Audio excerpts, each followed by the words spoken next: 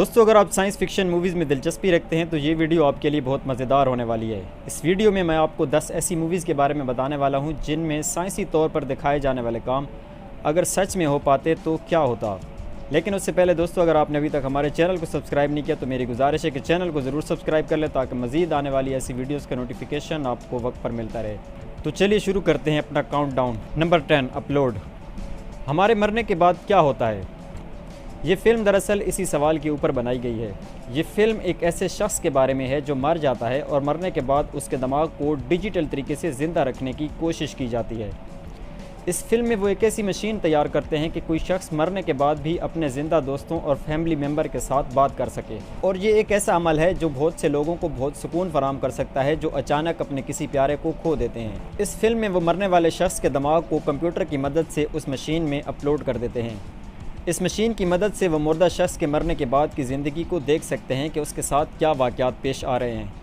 वो इस मशीन में कई और लोगों का दिमाग भी अपलोड करके एक ग्रुप बना देते हैं और वो ये तमाम लोग जो मर चुके हैं और उनका दिमाग कंप्यूटर की मदद से उस मशीन में अपलोड हो चुका है, वो आपस में एक दूसरे से बातचीत भी कर सकते हैं। लेकिन क्योंकि जिस्मानी तौर पर उनका कोई वजूद नहीं है, इसलिए वो एक दूसरे को छू नहीं सकते। साइंसदान इस फिल्म में बहुत सारे लोगों के दिमाग को उस कंप्यूटर में अपलोड कर लेते हैं, इस उम्मीद के साथ कि आने वाले वक्त में वो इसमें मज़ीद डेवलपमेंट करके एक इंसानी जिस्म बनाकर दोबारा इस दिमाग को इंसानी जिस्म में अपलोड करके उनको दोबारा ज़िंदा कर सकें। और फिल्म की हद तक वो इसमें कामयाब भी हो जाते हैं। लेकिन आपको ये जानकर हैरानी होगी कि मौजूदा दौर में नेटकम नामी एक कंपनी ये दावा करती है कि वो हकीकत में ऐसा काम कर सकती है।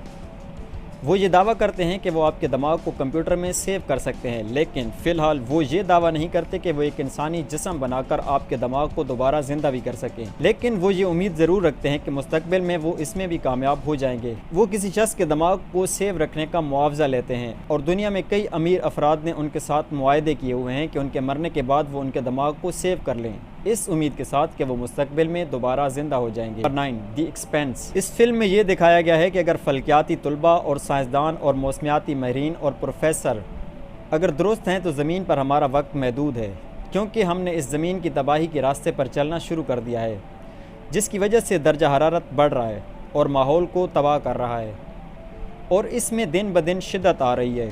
वसाइल की कमी, लालच और खुदगर्जी ने हमारी ज़मीन को तबाही की तरफ ले जाने में कोई कसर नहीं छोड़ी। किसी वक्त भी हमारी ज़मीन जहन्नम में तब्दील हो सकती है। इंसानों को ज़मीन छोड़कर कहीं और घर तलाश करने की ज़रूरत पड़ सकती है और हमारी निजात खलाई जहाज़ों के ज़रिए मुमकिन है, जो हमें किसी और सयारे पर जाने में काम आएंगे।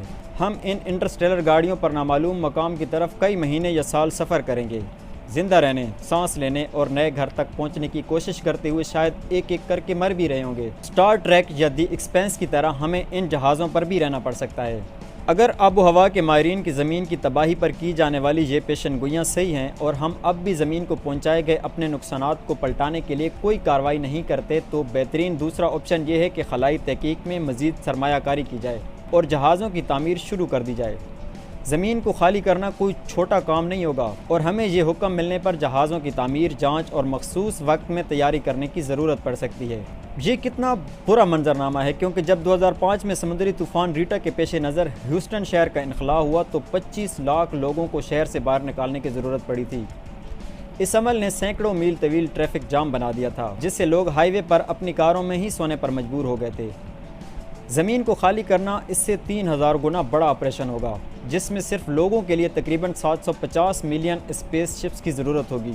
खाने पीने का सामान, पनाहगाह बनाने के लिए सामान और ऑक्सीजन की भी कसीर मिकदार में ज़रूरत होगी। और अभी तक ज़मीन के अलावा हमने कोई ऐसा सयारा दरियाफ़्त नहीं किया कि जिसकी तरफ हम मुस्तकबिल में सफ़र करें।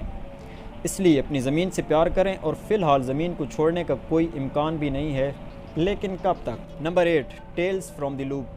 कौन नहीं चाहता है कि वो जादुई तौर पर ख़ुद को किसी और मकाम पर ले जाए?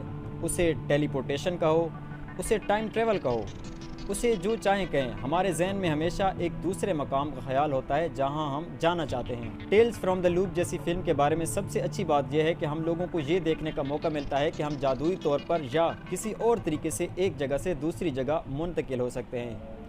लोग इस फिल्म में एक जगह से दूसरी जगह मुंतकिल होने की कोशिश करते हैं। ये फिल्म दूसरों से मुख्तलिफ है क्योंकि ये वाकई ये नहीं दिखाता है कि ये नकलो हमल कैसे और क्यों हो रही है। इस फिल्म का तख्लीककार लोगों को सोचने के लिए एक सवाल फराहम करना चाहता है कि अगर आपको बिल्कुल अलग तरह की ज़िंदगी गुजारने का मौका मिले तो आप क्या करेंगे।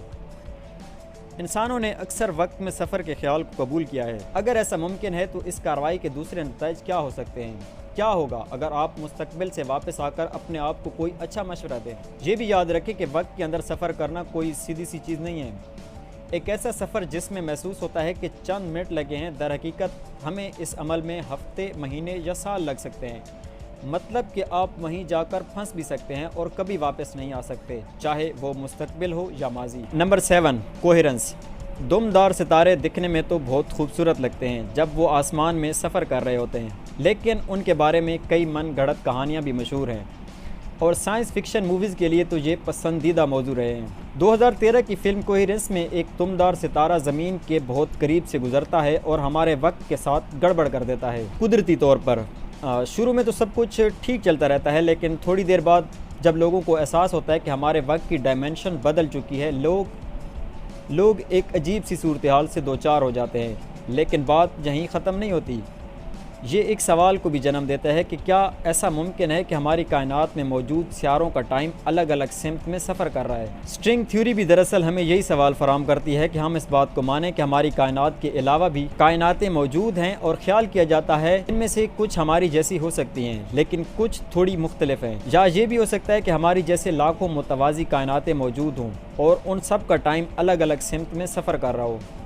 अगरचे ऐसा लगता है कि किसी दूसरी कायनात में सफ़र करना बहुत आसान होगा, लेकिन मुमकिन तौर पर यह दुरुस्त नहीं है क्योंकि हर कायनात की तबीयत के अपने कवानीन या दीगर रहनुमा असूल हो सकते हैं जो हमारा एक कायनात से दूसरी कायनात में सफ़र करना मुश्किल बना देते हैं और हमारा उनके दरमियान जाना मुश्किल बना देते हैं। Number 6, high life. क्या ब्लैक होल से भी ज़्यादा दिलकश और खौफनाक कोई चीज़ है?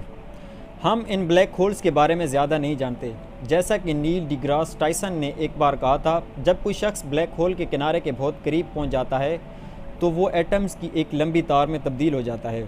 हम ये भी जानते हैं कि ये ब्लैक होल्स आम तौर पर किसी सितारे की मौत और उस सितारे के एक बहुत बड़े हिस्से को निगलने के बाद तख्लीक होते हैं। हमें पूरा यकीन है कि इन ब्लैक होल में से किसी भी शय का फरार होना नामुमकिन है और अगर कोई चीज़ इनके बीच से निकल जाती है तो वो बहुत से नए सवालों को जन्म देगी। फिल्म हाई लाइफ भी चाहती है कि लोग ब्लैक होल के करीब पहुंचने पर मौत की नागज़ीरियत के बारे में सोचें और क्या ऐसा मुमकिन है कि कोई शख्स इन ब्लैक होल से किसी तरीके से बचकर ज़िंदा निकल सकता है, और अगर ऐसा मुमकिन है तो इसके पीछे क्या वजूहात हो सकती हैं। लेकिन इस फिल्म का डायरेक्टर किसी भी इंटरव्यू में कोई वाज़ेह और खातिर ख्वाह जवाब नहीं दे पाया और वो चाहता है कि हम इसके बारे में सोचें और अपने नताइज खुद अखज़ करें। आइंस्टाइन ने एक सदी से भी ज़्यादा अरसा कबल ब्लैक होल्स की मौजूदगी के बारे में बता दिया था, लेकिन हम 1971 तक नहीं जानते थे कि आया वो सच में हैं भी या नहीं।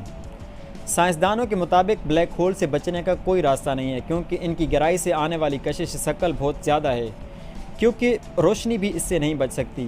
इसलिए अगर कोई इंसान किसी ब्लैक होल में गिर जाए तो वो इसके दबाव को नहीं झेल पाएगा और कुचला जाएगा।